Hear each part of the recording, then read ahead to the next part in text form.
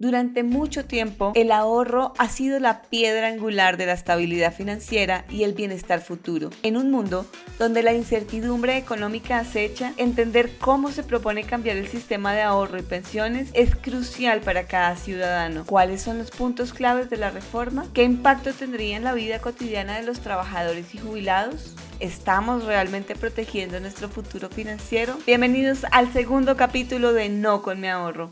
Comencemos. Con Mateo Amaya, Julio Iglesias y Jerome Sanabria. ¿Cómo están? ¿Qué más, Jerome? ¿Cómo va todo? ¿Cómo estás, Julio? Todo el mundo cuando escucha que va a hablar Julio Iglesias dirá, no, pues, un podcast de baladas románticas. De música. Sí, de música setentera. Pero es que igual Julio prometió que iba a cantar en este podcast. No, pero yo soy Julio César. Julio César, para que Bueno, no Julio confundir César a la... prometió que él iba a cantar en este podcast. Entonces yo creo que podemos poner unas metas inicie. para que cante. ¿Ustedes sabían que Julio César Iglesias es uno de los mejores bailarines de ballet de América Latina? Es un bailarín cubano muy importante. Ah, sí, tienes un homónimo que es bailarín de un ballet. De ballet. Ya, Pues, sí. O sea, uno canta, el otro baila y el otro habla de pensiones. Les tocó el más aburrido de todos. Pero bueno, y chévere, igual, a mí me parece interesante hablar de pensiones. ¿Qué vamos a hablar hoy? El capítulo pasado hablamos de la mayoría de razones que hemos hablado como para oponernos a la reforma, pero hoy nos vamos a enfocar en dos que a mí me encantan. El tema del ahorro y, en segundo lugar, el por qué la reforma pensional resulta perjudicando justamente a las personas más pobres del país. Ok. ¿Qué Sí, piensas tú de eso? pues la pregunta que yo les hacía ahorita antes de comenzar el podcast es ¿por qué ustedes creen que no hay más reacción frente a esta operación de confiscación que está tratando de ejecutar el gobierno con la reforma pensional? Imagínense ustedes que estuvieran diciendo no vamos a más pensiones, sino las consignaciones que se hagan de ahora en adelante a las cuentas de ahorro bancarias normalitas del país ya no van a ser del cuentaviente, sino que van a ser del Estado. Pues obviamente eso sería una cosa inadmisible, gravísima, tal, todo el mundo en las calles, yo qué sé, pero acá estamos hablando de algo exactamente equivalente en cuentas de ahorro pensional, las consignaciones que se hagan. Si pasa la reforma pensional hasta 3 salarios mínimos, o sea, casi todas las consignaciones de casi todo el mundo ya no van a ser de los cuentavientes, sino del Estado. ¿Por qué? Lo que es claramente pues una confiscación. ¿Por qué ustedes creen que no hay reacción social frente a eso? Bueno, yo creo que la gente no ha entendido que estamos hablando de una expropiación real, como usted menciona, de pronto porque, por lo que también habíamos hablado antes, porque como ese dinero usted no lo puede tocar sino hasta una temporada muy lejana, o por lo menos una persona de 20 años, 21 años, no lo puede tocar sino hasta dentro de ¡puf! Entonces yo creo que sencillamente esas personas sienten que ese dinero pues o no es suyo o no lo ven tangible y por lo tanto entonces creen que ese dinero pues no les significa nada para ellos. Es decir, obviamente es un ahorro, pero para ellos no significa eso. Y también está el otro motivo, que es el motivo creo que más triste, y es que pues hay que aceptarlo, en Colombia pues la gran mayoría de personas no entienden qué es el sistema pensional colombiano. Yo creo que yo empecé a entender eso cuando yo tendría por ahí 30 años. Jerome es como la excepción, pues, pero usted a los 18 años usted no entiende eso. Sí, no es una preocupación de los jóvenes. No, para nada. No sé tú qué piensas. No, de acuerdo. Yo aquí, para los que están viendo el video podcast, voy a poner un ejemplo con una alcancía. Un chanchito. ¿Ustedes, a Olga, alguna vez ahorraron en alcancía? Sí, Los claro, niños. yo todavía lo hago. Ah, muy bien. Las moneditas que uno Muy les bien, sobra. muy bien. Pues, ¿qué pasa? Cuando uno ahorra en una alcancía, ustedes bien lo saben que uno mete una moneda, uno mete un billete y uno sabe que está sacándose plata del bolsillo para meterla en su alcancía con un fin específico, ¿cierto? Y a uno le duele sacarse ese dinero de acá porque dice, uy, esto me descuenta algo, pero estoy ahorrando. O sea, uno es netamente consciente porque lo tiene en su alcancía. Pero lo que pasa con el dinero de las pensiones es que como a ti te lo van reteniendo pues, mensualmente de tu salario, muchas personas no son conscientes de lo que está pasando. O sea, muchas personas no son conscientes de que les están quitando una plata o no les están quitando. Pues sí, les están dando o ese dinero que les están quitando se va para su pensión, para una alcancía o para un bowl de fondos comunes. Claro, no es uno el que lo hace, sino que es su empresa, por ejemplo, si uno es un empleador, es su empresa el que lo hace, entonces uno ya sabe que con esa plata uno no cuenta, pero uno no la ve como un ahorro al fin y al cabo. Exacto. El problema ahí es que con esta alcancía tú sabes y aparte la pesas, dices, oiga, esto ya casi está y voy para el fin, me voy a comprar un juguete, entonces la rompo y ya la tengo. Pero con los fondos o con Colpensiones lo que pasa es que la gente a veces ni siquiera se anima a revisar los extractos, ni siquiera es consciente de cuánta plata tiene ahorrada. No, esa no está porque simplemente ese dinero no está doliendo o a la persona cree que no le duele sacarlo pues de su bolsillo. Nunca ha sido un dinero tangible el que está en las cuentas de ahorro individual, que existe, Sí. que está ahí, incluso lo certifica la propia superintendencia, porque por ahí en redes le dicen a uno, no, esa plata no existe, es una conspiración de los alienígenas, reptilianos, no existe esa plata, no, sí existe, pues lo certifica el gobierno de Petro, pues que es a través de la superintendencia financiera que esa plata está ahí, obviamente no está en una bóveda como la de Rico MacPato, con billetes y moneditas de oro, está invertido en activos financieros, pero es una plata que existe y que está dividida en millones de cuentas de millones de personas, Ajá. que sumadas son 405 billones de pesos. 405 millones a finales de 2023, lo dijo pues Asofondos. Sí, entonces, y fíjese la confusión, que ese es otro problema, ¿no? Las personas creen que, las personas además porque ha sido una historia que le han contado políticos, es que esa plata es de los fondos de pensiones, que esa plata pues es de Protección, de Porvenir, de Scandia, de Colfondos, y no de los trabajadores. Entonces es como si le dijeran a uno, oiga, la plata que está en las cuentas del Banco de Bogotá, ¿de quién? Como si fueran de Sarmiento. Como la plata de los depósitos es de Sarmiento, no es de los cuentavientes. Porque cuando, digamos, está a nombre de cientos de miles o millones de cuentavientes del Banco de Bogotá, pues lo mismo en los fondos de pensiones, las 405 billones de pesos es de las cuentas individuales de los cuentavientes. Cosa distinta, que lo confunden todo el tiempo, es el patrimonio de la administradora del fondo, ¿no? Que es una empresa que tiene un patrimonio propio que se encarga de administrar esa plata. Sí, total. Sí, esa es como una diferenciación que hay que... Y yo creo como para adicionar al ejemplo del marranito de Jerome, es que por lo menos la plata que uno mete en el marranito no es una plata que, pues es una plata que pues tiene pérdidas en el sentido de que se va desvalorizando según pues va pasando la inflación. La diferencia es que, digamos, en esas cuentas de ahorro individuales de los fondos de pensiones, esa plata no se queda quieta, sino que esa plata va a ser, a ser invertida en TES o en renta variable, bueno, en empresas, en acciones, como lo quieran ver, y obviamente eso genera unos retornos. Entonces no es solamente el ahorro, no es solamente el dinero que entra en la alcancía, sino que ese dinero crece. ¿Sí? Entonces por eso que algunos cálculos mencionan que que cuando una persona se pensiona, el ahorro es simplemente el 30% y el 70% restante son los rendimientos. Entonces creo que también es importante tener en cuenta eso. Pero fíjense algo muy curioso que ocurrió durante la pandemia. Ustedes saben que en Chile y en Perú existen también modalidades de fondos de pensiones privados, ¿no? Algo parecido al esquema de Colombia.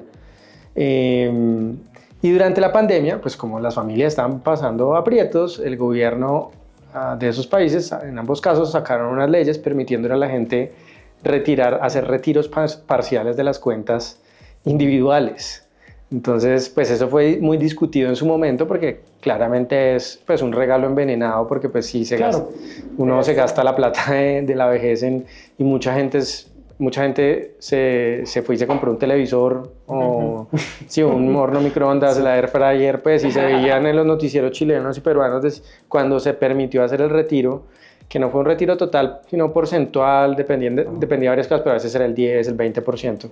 Que la gente iba y compraba un televisor, mostraban a la gente sacando pues, la pantalla plana gigante o comprando iPhones con eso. Obviamente, desde el punto de vista de responsabilidad, incluso desde el punto de vista macro, pues es una irresponsabilidad, digamos, hacer eso. Pues. Sí. El problema es que la gente entendió que esa plata existía y se sintieron dueños de ese dinero. Antes no lo podían sacar, les dejaron sacar el 10, 20%. Aquí no pasó eso. Entonces, un poco nos está jugando en contra, digamos, esa ser más conservadores y ser más responsables es que si le hubieran permitido a la gente en ese momento, oiga, vaya, saque el 10% de su cuenta, máximo, no sé, 5 millones, por ejemplo, por poner un tope. 10% sí. Máximo 5 millones. Oiga, mucha gente hubiera ido a su fondo de pensiones, deme la plata, los fondos hubieran tenido que liquidar inversiones, eso no le hubiera gustado a los economistas, pero con toda seguridad esta reforma no tendría ninguna posibilidad de pasar porque la gente hubiera entendido que es plata real la que hay guardada y que es suya y que no se la pueden robar. No puede permitir que se la roben solo por el hecho de que no sea líquida, que claro, no la ya se volvió tangible en ese momento y para este momento estaría la gente diciendo, oiga, que un gran error. Y hay que decir que hubo miopía para no haber pensado que eso era una medida necesaria para salvaguardar el propio sistema de ahorro. Bueno, pues ¿quién iba a saber que iba a llegar un gobierno que quería expropiar? Eso es cierto, pero no, fíjese que la idea de reforma pensional desde el gobierno, desde la campaña, desde la campaña anterior, esta propuesta de Petro no es nueva. Si alguien hubiera tenido una lectura un poquito más profunda de la actualidad política, sabía que una victoria de Petro era muy probable y que esta reforma iba a ser una de las banderas del gobierno de Petro, que es lo que estamos viendo. Sí, pero como usted dice, difícil hacer esa futurología, pero un poco sí nos jugó en contra esa responsabilidad, nos jugó en contra. Hay un problema y es que, por ejemplo, si la gente, pues ahorita, digamos en ese ejemplo que pone Julio, que es perfecto, como Mateo lo dice, la gente ve tangible su dinero, lo ve real, pero, por ejemplo, para los que están cotizando no en este chanchito, sino los que están cotizando en un bowl de muchas pensiones comunes o en ese colpensiones, como en lo público, pues imagínense la gente llegando en pandemia o algo así a decir, deme mi dinero, pues simplemente les van a decir no hay. Y es que yo creo que ahí están las diferencias, porque uno de los sistemas en Colombia prima el ahorro, que es este chanchito y este chanchito que cada vez se hace más grande con las rentabilidades que Mateo explicaba, y otro que simplemente no hay ningún ahorro, se coge el dinero para pagar a los de arriba, a los de arriba, a los de arriba, a los de arriba. Y hay un ejemplo rápido para cerrar este tema del ahorro. Digamos que somos hermanos, nosotros. Y nuestros papás nos pagan... Hermanos con diferencia de 20 años. Somos hermanos. Y nuestros papás nos pagan una mesada a los tres por hacer cosas de la casa.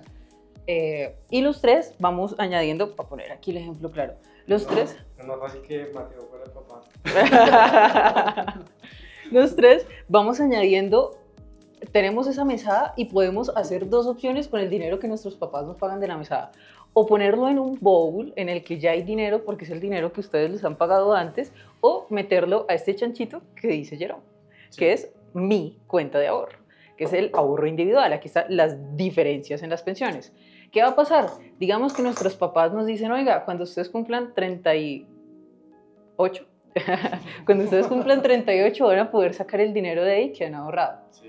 Entonces, Mateo cumple 38 y saca una parte, Julio cumple 38, saca más parte porque digamos que Julio fue más juicioso en la casa y le dieron más. Y cuando ya llega mi momento, que pues ustedes me llaman 20 años, o sea, 20 años más aportando sin que nadie más aporte porque no tenemos más hermanos, pues va a llegar mi momento de sacar el dinero de ese fondo y va a haber muy poquito dinero. Entonces no va a haber ahorro. Todo ese dinero que yo hubiera podido ahorrar en este chanchito, en esa cuenta de ahorro individual, pues simplemente no va a estar. Entonces el problema es cuál de los dos sistemas, el privado o el público, es el que da el ahorro. Pues únicamente el privado. Y se llama justamente por el nombre, que es ahorro individual. Bueno, hay otro asunto que yo quisiera que habláramos en este segundo capítulo, que es el del pilar semicontributivo, pero si uno dice esa vaina, nadie va a conectarse con qué carajo significa el pilar semicontributivo. Pero mi convicción con la reforma es que perjudica a los trabajadores de menores ingresos, lo cual es una paradoja porque uno ve los comerciales, ¿han visto esos comerciales del gobierno? Sí. Colombia, potencia mundial de la vida, vamos a entregarle bonos pensionales, dice el presidente, a los señores que venden Vive 100. Eso es lo que dicen ellos todo el tiempo, ¿no? Entonces, pero es paradójico porque lo que mi convicción es que es justo lo contrario, es que es una reforma que perjudica a los trabajadores de menores ingresos y eso está muy relacionado con el llamado pilar semicontributivo. Entonces, solamente para animar, para explicar la conversación es, si usted no cotiza más de 1000 semanas, o está entre 300 semanas y 1000 semanas en su edad de pensión, pues no se pensiona. Ni ahora ni con la reforma tampoco. De todas maneras no se va a pensionar. Sino que cae en una vaina que se llama el pilar semicontributivo, que es que le dan una renta vitalicia, o sea, una mensualidad, y o si esa renta vitalicia es muy pequeña, le devuelven la plática, pero sin intereses. Ese es el pilar semicontributivo. ¿Ustedes creen que ese pilar semicontributivo es un avance frente a lo que tienen hoy los ciudadanos que no se pensionan, que son la mayoría, porque hoy tampoco se están pensionando la mayoría, o es un retroceso? Yo diría que no es ni siquiera un retroceso, es más bien es un daño muy grave que se le hace a las personas, a los más vulnerables, o precisamente a las personas que no se van a pensionar. Es decir, toda persona que no tenga un trabajo fijo, un trabajo estable y que le ha tocado cotizar a pensiones de manera pues, esporádica, y que por eso cuando llegue a su edad de pensiones no cumpla con esas semanas, que esté entre las 300 y 900 semanas, actualmente lo que tienen o lo que pueden hacer es coger pues llegar y tocar a la puerta al fondo de pensiones que ellos tengan y decirles, oiga, no me alcancé a pensionar, pero pues yo tengo un ahorro acá, pues devuélvamelo. Y ese fondo y ese ahorro se lo devuelven ajustado a la inflación, más los rendimientos que estos tengan. Entonces, eso es lo que pasa ahorita. ¿Y qué es lo que pasa con ese pilar semicontributivo? O lo que nos están ofreciendo es que esas personas ya no van a pedir esos retornos, sino lo que van a hacer es que les entregan una indemnización vitalicia, ¿cierto? Y la indemnización vitalicia, según los... Es una renta vitalicia. Bien, es como una gotera, y son pagos más o menos de 100.000 a máximo, por bien que usted haya cotizado 900 semanas con un buen salario, es 300.000 pesos. ¿Usted puede vivir con 300.000 pesos, o prefiere que usted, 20 años después de haber trabajado y haber cotizado de manera esporádica y haberse esforzado, usted prefiere que le devuelvan ese dinero, esos ahorros, más retornos, y de pronto comprarse una casa, hacer un negocio, hacer algo con ese dinero? Comprar un taxi, comprar un Uber para trabajar. Yo les tengo un ejemplo de la vida real de eso. Mi papá. Imagínense que mi papá trabajó de independiente los primeros años de su vida. Al final dejó de cotizar, simplemente porque dejó de cotizar. Sí. Y cuando ya él cumplió la edad de pensión, mi papá no tiene ni idea de cosas de pensiones. Y él dice, creo que yo estoy en Colpensiones. Entonces vamos a revisar, y no, estaba en Colfondos. Y yo, ay, papi, pero uy, te va a salir bien. Entonces cumple la edad, y como dice Mateo, va y toca la puerta y le dicen, oiga, señor, sí, mire, esto fue lo que usted ahorró, te dan el extracto y estas son las rentabilidades, y le dieron una cantidad de dinero que uno no se imagina que vaya a sumar esos supuestos 300.000 pesos por bien que le vayan con pensiones. Entonces está la pregunta que yo le haría a cualquier persona: ¿qué prefiere usted hoy si no se cotiza? ¿Que le den toda esa cantidad de dinero junta? Si no se pensiona, perdón. Si no se pensiona, que le den toda esa cantidad de dinero junta para que la ponga a producir, o simplemente que se la den como una gotera y que ni siquiera le den con rentabilidades, sino que simplemente le den una cantidad muy chiquitita de dinero, que hoy están vendiendo como que los adultos mayores tendrán por lo menos un dinero para vivir. A mí me indigna mucho la injusticia con las personas de menores ingresos, y además otra cosa que no se ha mencionado mucho, es injusto con las personas que están enfermas. ¿Por qué? ¿Por qué? Imagínense que no solamente es que les devuelvan en goticas su plata, le devuelven menos porque las rentabilidades que ofrece la reforma son inferiores a las rentabilidades que está ofreciendo el sistema pensional históricamente, sino que además le aplazan 3 años más en devolverle cualquier cosa, así sean goticas. O sea, una mujer hoy a los 57 o tu papá a los 62 pudo ir a hacer esa vuelta. Ya no va a poder a los 62, sino a los 65. Y si es mujer, ya no puede hacer la vuelta de pedir, aunque sean las goticas, no a los 57, sino a los 60 años. De entrada, sí. Imagínense el caso de una mujer que tenga cáncer, o de un hombre que tenga cáncer. Claro. Cáncer de próstata. Un señor que tiene cáncer de próstata a los 62 años. No puede trabajar. Cotizó 15 años al sistema, no puede trabajar más. Necesita, pero casi de vida o muerte, que le devuelvan sus 40, 50 millones de pesos, y va y le dice, no, es que la reforma pensional ya no nos deja devolverle sus 40 millones de pesos, sino que dentro de 3 años, cuando ese señor ya se posiblemente se puede haber muerto, porque si está enfermo, y no le van a devolver absolutamente nada. O si se muere, por eso se llama renta vitalicia. Sí. Suena muy bonito, pero tiene un lado oscuro, y es que usted a los 66, se muere a los 66. Si se muere a los 66, le devolvieron $1.000.000 y chao, el resto de plata. Entonces, un producto que puede ser interesante. Y además de que ya queda, usted se muere y esa plata ya no es de usted.